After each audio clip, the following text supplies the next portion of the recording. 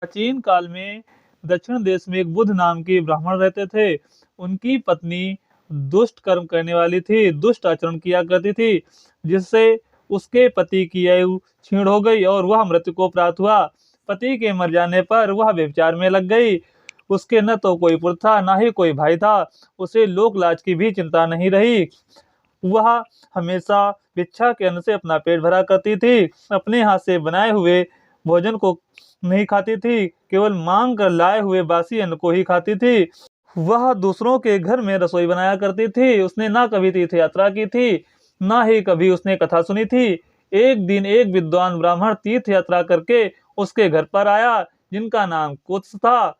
उसने उसे व्यभिचार में लगा हुआ देखकर कहा, "एवं मूर्ख नारी, पृथ्वी आदि 5 भूतों से बने हुए, पीव एवं रक्त से भरे हुए इस शरीर को जो केवल दुख का कारण है, क्यों पोसती है?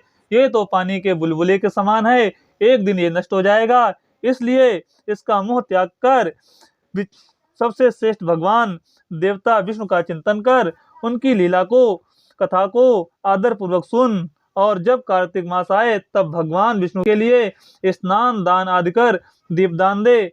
भगवान विष्णु की परिक्रमा करके उन्हें प्रणाम कर। यह व्रत विधवा और सौभाग्यवती सभी स्त्रियों के करने योग्य है। यह सब पापों की शांति और समस्त उपद्रवों का नाश कर देता है। कार्तिक मास में निश्चय ही दीपदान भगवान विष्णु की प्रसन्नता को बढ़ाने वाला है।